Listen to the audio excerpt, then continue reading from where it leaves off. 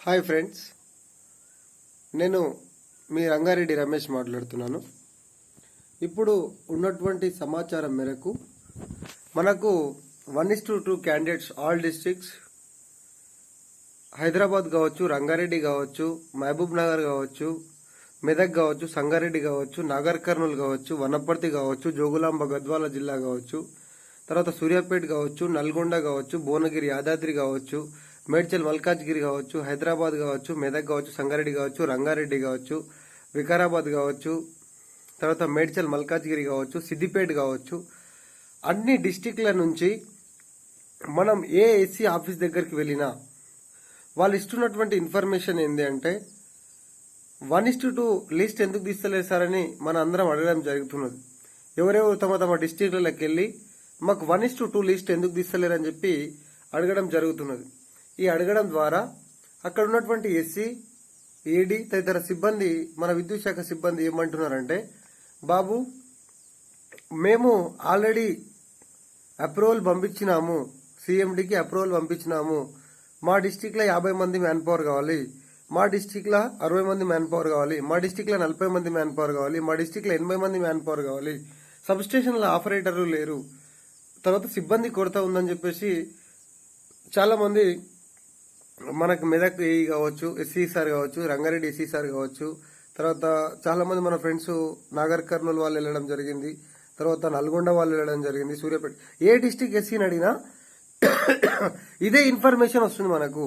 కాబట్టి నేను ఏమిస్తున్నా ఫ్రెండ్స్ అంటే, ఒక ఎంఏ పొలిటికల్ సైన్స్ విద్యార్థిగా నాకంటే ఎక్కువ చదువుకున్న వాళ్ళు అన్నారు, బీటెక్ ఎంటెక్ చేసిన వాళ్ళు ఉన్నారు అందరు ఇంట్లో. కాబట్టి నాకు తెలిసిన ఇన్ఫర్మేషన్ ప్రకారం నేనేం చెప్తున్నా, మన గ్రూప్ 1:2 వాళ్ళకి చూడండి ఫ్రెండ్స్, మనం ఆల్రెడీ కష్టపడి పోలీసు వాళ్ళ దగ్గర పర్మిషన్ తీసుకున్నాం రేపు ధర్నా చేయడానికి, ధర్నా చౌక్ దగ్గరికి. కాబట్టి అన్ని డిస్టిక్ల నుంచి మా దగ్గర చాలా చాలా చాలా ఎవిడెన్స్ ఉన్నాయి. ఏం ఎవిడెన్స్ ఉన్నాయి రమేష్ మీరు అని ప్రశ్నించవచ్చు. రిటైర్మెంట్ అయిన డిపార్ట్మెంట్లా, ఏ డిపార్ట్మెంట్లా కొనసాగించాలని చెప్పేసి ఏ చట్టంలో కూడా రాసిపెట్టి లేదు బ్రదర్స్.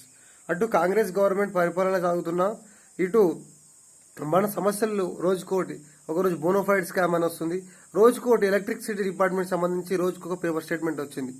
ఫైనల్ గా నేను చెప్పేది ఏంటంటే, మనం 1:2 అన్ని క్యాండిడేట్స్ ఆల్ డిస్ట్రిక్ట్స్ 17 జిల్లాలు ఉన్నాయి ఎస్పీడీసీఎల్ పరిధిలా. మనం ప్రశ్నించకపోతే ఎదిరించేవాడు లేకపోతే బెదిరించేవాడిది రాజ్యం అని అయిపోతుంది. ఎట్లాగో మనం ప్రశ్నిస్తేనే మనకు రిజల్ట్ అనేది ఏదైనా వస్తుంది బ్రదర్స్. మనకు సెకండ్ లిస్ట్ తీయాలి సచ్చినట్టు, వానికి ఇంకో ఆప్షన్ లేదు. నోటిఫికేషన్ పోవాలంటే ఖాళీలు తీయాలి, ఆర్థిక శాఖకు ఆమోదం పంపాలి, తర్వాత ఆర్థిక శాఖ ఆమోదం పొందిన తర్వాత సీఎండీకి పోయిన తర్వాత ఆ తర్వాత మళ్ళీ నోటిఫికేషన్ రావాలి, ఖాళీలు రావాలి, ఎగ్జామ్ జరగాలి. ఇదంతా పెద్ద తతంగం ఉంటుంది. 1.5 years 2 years కూడా పట్టవచ్చు, చెప్పలేము. కాకపోతే మనకున్న ఇన్ఫర్మేషన్ ప్రకారం ఆల్రెడీ 374 వేకెన్సీస్ రిటైర్మెంట్ అయిన వాళ్ళు. మొన్న మార్చి 31 నుంచి 15 రోజుల రిటైర్మెంట్ అయిన వాళ్ళు 16 మంది. ఈ సంఖ్య 374 కాస్త 390 చిల్లర దాటిపోయింది. అట్లా రిటైర్మెంట్ అయిన వాళ్ళే 394 మంది ఉన్నారు. మరి ఆర్టిజన్లు అదే డిపార్ట్మెంట్లో పనిచేసుకుంటా అంటేనే మళ్ళీ జేఎల్ఎంలో అయ్యారు. వాళ్ళ పోస్టులు అట్లనే ఖాళీగా ఉన్నాయి. ఇవన్నీ పోస్టులు కలుపుకుంటే దాదాపు 500 పోస్టులు మన కళ్ళకు గట్టినట్టు తెలుస్తున్నది బ్రదర్స్. కాబట్టి నేను అందరికీ వీడియో ద్వారా నమస్కరించి తెలియజేస్తున్నది ఏమంటే, అన్ని డిస్టిక్ల వాళ్ళు రేపే లాస్ట్గా మన ధర్నా అటో ఇటో తేలిపోవాలి. మన జీవితంలో మళ్ళా కలుసుకోమో తర్వాత విషయం ఆ దేవునికి ఎరక, మనకైతే తెలియదు. వాస్తవానికి చెప్పాలంటే అందరం ఎంతో కష్టపడి పెళ్ళాం పిల్లలను వదిలేసి, ఫ్యామిలీని వదిలేసి, కోచింగ్ సెంటర్లలో ఎల్బీ నగర్, దిల్సు నగర్ చౌరస్తాలలో 5 రూపాయలు అన్నం తినుకుంటా మనం కోచింగ్ తీసుకున్నాం బ్రదర్. కోచింగ్ అట్లా తీసుకొని చదువుకొని ఎగ్జామ్లో పాస్ అయిన తర్వాత పోల్ క్లైంబింగ్ కోచింగ్ పోయినాం, ఒక్కొక్క నెల 2 నెలలు కోచింగ్ పోయినాం. తర్వాత మళ్ళా వెయిటింగ్ లిస్ట్ కోసం వెయిటింగ్ చేసి పోల్ ఎక్కిన తర్వాత మనం మళ్ళీ వెయిటింగ్ చేస్తున్నాం. ఇప్పుడు కలిసికట్టుగా పోరాడితేనే మనకు విజయం అనేది దక్కుతుంది. కొంతమంది ప్రశ్నిస్తున్నాను, 1:2 లిస్ట్ ఎందుకు తీయడు అట్లాంటి అలాంటి ఏం మొహమాట పడకుండా చెప్పేస్తున్నా. 1:2 లిస్ట్ ఇస్తారంట. ఏ డిస్టిక్ లో ఎస్సీని అడిగినా ఇదే చెప్తున్నారు, మాకు మ్యాన్ పవర్ లేదు, సీఎండీ సపోర్ట్ చేస్తలేడు, మ్యాన్ పవర్ లేదు, సీఎండీ సార్ ఏమంటలేడు. అయితే మనము బట్టి సార్ని కానీ సీఎండీ కానీ కదిలిస్తేనే తప్ప మన ఫైల్ ముందలు గల్లే పరిస్థితి లేదు. కాబట్టి అందరం all the best, all of you JLMs, నాతోటి 1:2 క్యాండిడేట్స్ ఎవరైతే ఫైట్ చేస్తున్నారో ఇదంతా మన ఒక కుటుంబం అనుకుందాం. 1:2 ఏ కుటుంబం మనది? TSSPDCL 1:2 అన్ఎంప్లాయీస్ నిరుద్యోగుల మన కుటుంబం అనుకుందాం. మనం ఈసారి గట్టిగా పోరాడితే అటో ఇటో ఏదో ఒకటి తేలిపోతుంది బ్రదర్.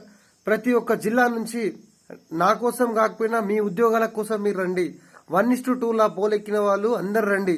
కొంతమంది అడుగుతారు ఏ డిస్టిక్ లో ఎన్ని పోస్టులు అంటే, పోస్టుల వివరాలు ఇంకా చాలా తెలియాల్సి ఉంది.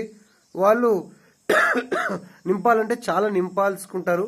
కాబట్టి నేను ఏం చెప్తున్నా అంటే, మనకు వేకెన్సీస్ చాలా అవసరం ఉంది, మ్యాన్ పవర్ లేదు. ఇంకా వచ్చేది వర్షాకాలం ముందల ఉంది, ముసుళ్ళ పండుగ అన్నట్టు. జూన్ జూలై మాసంలో ట్రాన్స్ఫార్మర్లు వెళ్ళిపోవచ్చు, ఏదైనా. ఇది చాలా ఎమర్జెన్సీ ఫీల్డ్ భయ. కాబట్టి మనకు తీసుకునే అవకాశం 1104 యూనియన్ కావచ్చు, 327 వాళ్ళు కావచ్చు. తర్వాత ఎవరైనా సరే వాళ్ళు ఎవరిని ఏం అడిగినా కూడా అందరి నుంచి వచ్చే రెస్పాన్సిబిలిటీ ఇదే ఉంది భయ. మీ నుంచి మీరు ఎప్పుడైనా రోడ్ ఎక్కిరా అని చెప్పి అడిగితే, నేను ఒకసారి తోటి చెప్పిన, సార్ ఇట్లా ప్రజాభవన్లు ఇచ్చినాం, బట్టి సార్కి ఇచ్చినాం అంటే, అలా ఇవ్వడం కాదు. మీరు ఎప్పుడైతే రోడ్లు ఎక్కుతారో, అది స్టేట్ మొత్తం వైరల్ అవుతుందో అప్పుడు మాత్రమే సీఎం దృష్టి వరకు పోతుంది. డిప్యూటీ సీఎం కూడా సిగ్నేచర్ చేస్తే సీఎండి అప్రూవల్ ఇస్తే ఆల్ డిస్ట్రిక్ట్స్ కి మళ్ళీ సెకండ్ లిస్ట్ ఇవ్వమని అప్రూవల్ సీఎండి ఎస్సీలకు పెడితే అప్పుడు ఎస్సీలు మనం కాల్ లెటర్ ఫోన్ చేసి పిలవడం జరుగుతుంది. కాబట్టి నాకు తెలిసిన ఇన్ఫర్మేషన్ ఇది బ్రదర్. దయచేసి అందరికీ నమస్కరించి చెప్తున్నా, ఆల్ డిస్టిక్ నుంచి రండి. ఒక చిన్న దావత్ చేసుకుంటే దోస్తల్లో పోతే 2 బీర్లు తాగితే 500 రూపాయలు అవుతున్నాయి, అందులోకి ఇంకా ఎక్కువనైతాయి. కాబట్టి మనం ఒక్కసారి మన జీవితం కోసం మన మనసు మీద చేసుకొని చెప్తున్నా, ఇది ఒక్కసారి రండి బ్రదర్స్. ఇక లాస్ట్ అండ్ ఫైనల్, మనం జీవితంలో మళ్ళీ కలవం. ఉద్యోగం వచ్చినా కలవం, రాకున్నా కలవం.